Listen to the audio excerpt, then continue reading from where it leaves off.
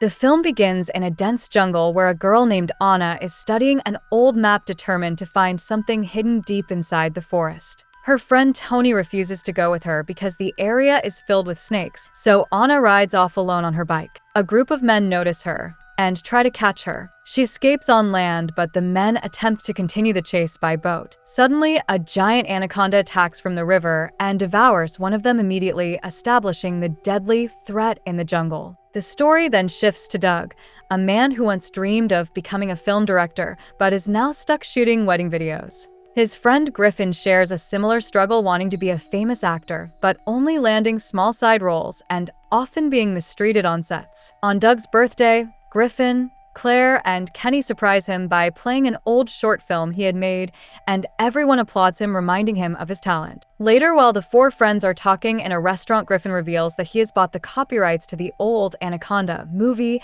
and suggests they make a new film titled Anaconda Returns. Kenny, who usually plays comedic roles, agrees immediately. Claire, recently divorced and looking for a break, also agrees to act as the heroine. Griffin plans to be the hero, and they want Doug to direct. Although Doug fears his efforts might go to waste, he goes home, continues editing a wedding video, and realizes he hates what he's doing. Finally deciding to chase his dream, he commits to making the film. He writes the script with full effort and chooses to shoot it in the real Amazon forest. After arranging the initial plan to make Anaconda Returns, the team realizes they need a proper budget. Claire contributes some of her own money, and for the remaining amount they take a loan, putting themselves under financial pressure. Determined to make the film realistic and save production costs, they travel to the Amazon. At a port, they meet a man named Santiago. He tells them that he actually owns a live anaconda as a pet and suggests they use it in the movie instead of relying on expensive CGI. Seeing this as the perfect solution to their budget problem, they agree. They prepare a boat and begin loading all their equipment. At that moment, Anna suddenly appears. She has escaped from the group that was chasing her earlier. In a hurry, she steals the boat key and pretends to be the daughter of the boat's owner, claiming the boat is urgently needed for her. Doug and his friends explain their situation and beg her to take them along, saying their entire project will collapse if they do not continue. Since the men searching for Anna are getting close, she agrees, and they all begin their journey into the Amazon forest together. As they move deeper into the jungle, they start filming scenes at different locations.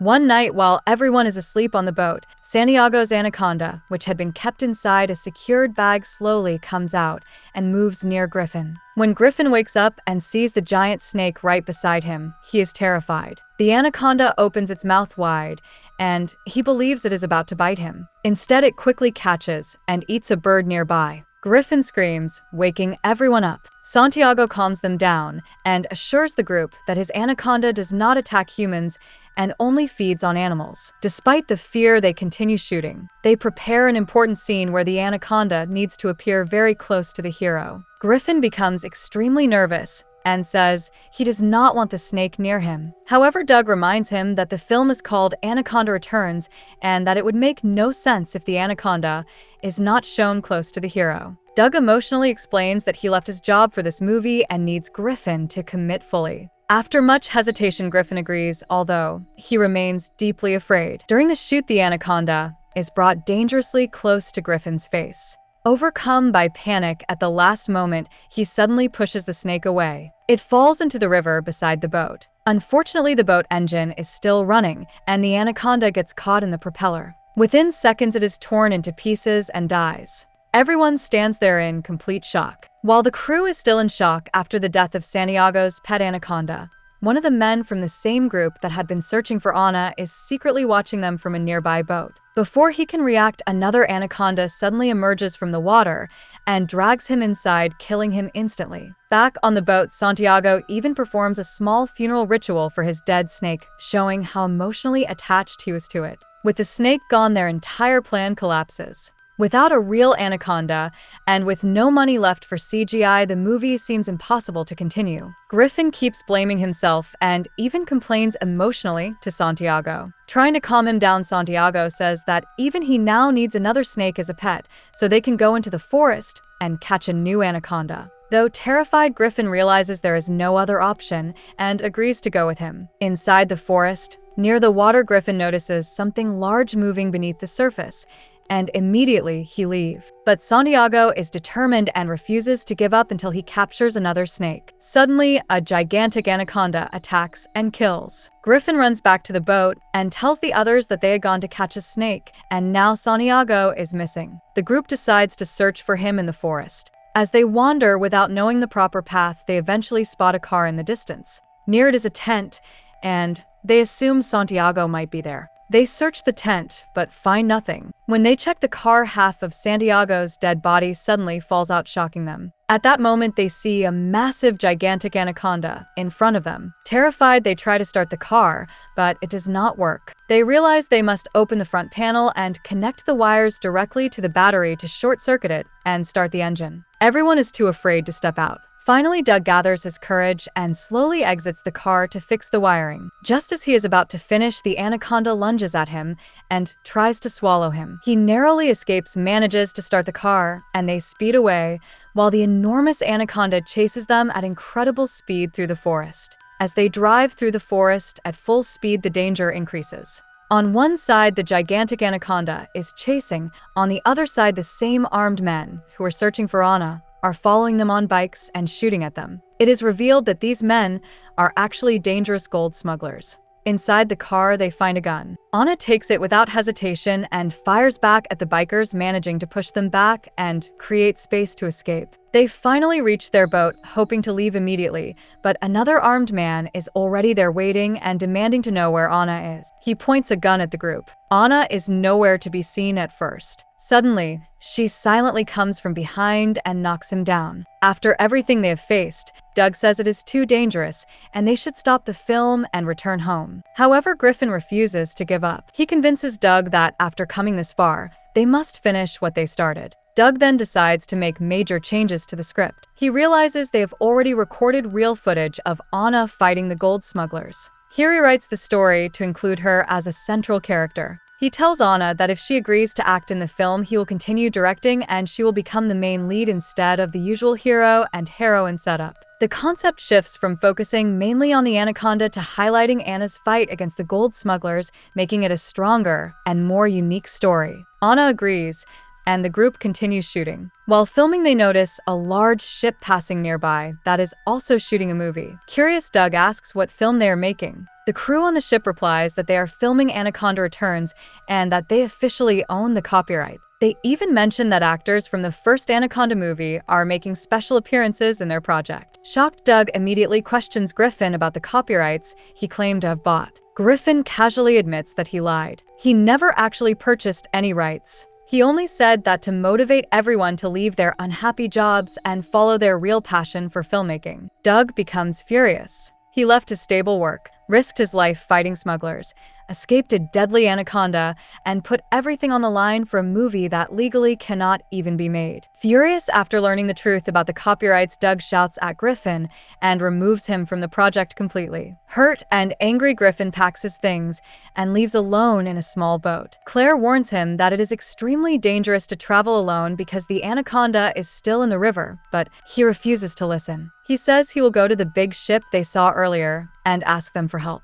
On the way, Griffin discovers that the large ship is destroyed and half sunk in the water. The woman who claimed to own the copyrights is the only survivor, desperately asking for help. Suddenly, a giant anaconda appears and drags her. Terrified, Griffin immediately turns back toward his friend's boat. Meanwhile, Anna points a gun at all and forces them to come with her into the forest. After they leave, one of the men who had been searching for her reaches their boat. At the same time, Griffin returns and notices the boat is empty. He also sees a small boat nearby, checks it, and finds large guns inside, realizing something serious is going on. Deep in the forest, Anna leads the group to the middle of a water area and pulls out several heavy bags hidden underwater. She threatens them at gunpoint and forces them to carry the bags back to the boat. Doug refuses to do anything without knowing what is inside, so he opens one of the bags and finds it filled with gold. It becomes clear that Anna herself is the real gold smuggler. At that moment, the man who came to the boat arrives there with a gun. He reveals that he is an FBI agent who has been tracking Anna and that she is the leader of the gold smuggling gang. Doug immediately tells him to arrest her. However, from a distance, Griffin sees the agent pointing a gun toward his friends. Misunderstanding the situation and thinking the man is threatening them, Griffin fires his gun and shoots the agent in the leg. Anna immediately takes advantage of the situation and shoots the agent herself. She once again holds everyone at gunpoint and regains control. At that moment, Claire, who had earlier practiced handling and fighting near the anaconda during the shoot, gathers courage and attacks Anna. A struggle breaks out, and Claire manages to take the gun from her. Suddenly, a massive anaconda bursts through the ground near the water and drags Anna inside. She is pulled away and killed instantly. Terrified, the remaining group runs toward their boat. While escaping, a gigantic anaconda suddenly appears again and swallows Doug, dragging him away. Griffin is devastated and blames himself, saying all of this happened because he lied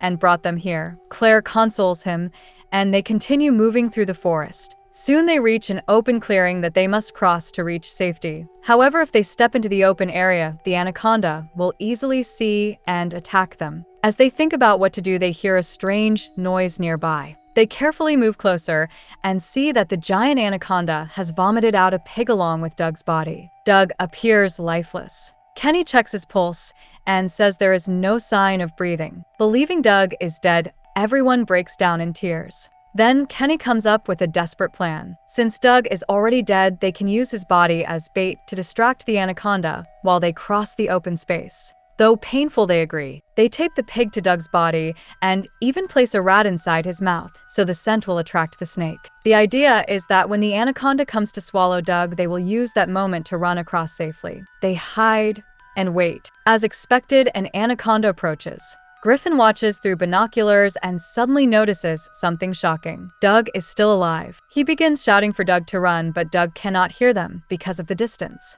Slowly, Doug regains awareness and sees the massive anaconda approaching him. He starts running as fast as he can while the pig tied to him is also squealing. The anaconda attacks from the side. Doug narrowly escapes, and the pig gets caught instead. The pig becomes the distraction they needed, and during that chaos, the group manages to escape from the clearing. Slowly, they reach an abandoned shooting camp. This is the base camp of the real copyright owner's film team. The entire place is destroyed, clearly attacked by anaconda. Equipment is broken, tents are torn apart, and there are signs of struggle everywhere. Among the debris, they find a walkie-talkie. Someone is trying to communicate through it, but the voice is not clear. Suddenly, a flare is fired into the sky. In the red light of the flare, they see the gigantic anaconda nearby. The flare is aimed directly at the snake. A man then appears. He is the one who was trying to warn them through the walkie-talkie. He is the hero from the first Anaconda movie who had come to act in a special appearance for this new Anaconda Returns project. When the anacondas attacked the real film crew, he was the only survivor. Now, he wants revenge for the deaths of the team. For the climax of their own film, that crew had already brought powerful explosives. He explains that if they can lure the anaconda toward the explosives, they can finally kill it. Doug suggests they split into two teams. One team will attract and lead the anaconda toward the explosive area while the other team prepares and sets the explosives. Doug and Griffin take a car and successfully lure the furious anaconda to chase them. Meanwhile, Claire and Kenny quickly set up the explosives. The snake follows Doug and Griffin aggressively and reaches the exact spot where the explosives are planted. Claire and Kenny trigger the blast, and a massive explosion occurs.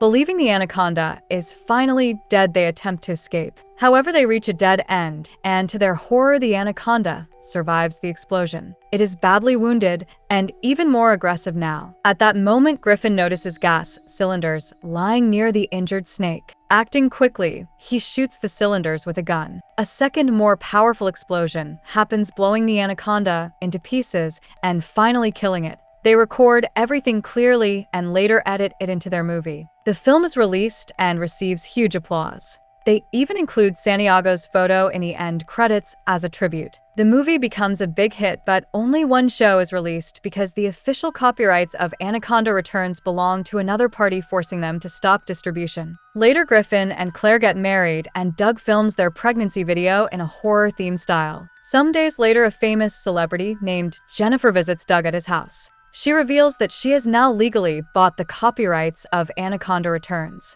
She watched the one show of Doug's film, loved it, and offers him a chance to direct a new movie officially. Hearing this, Doug faints in shock. In the final scene back in the Amazon forest, it is revealed that Santiago is still alive, leaving the story open-ended as the movie comes to an end. Hope you guys enjoyed the movie. Let's meet again with another movie explanation. This is your Tianshi signing off. See you in the next one.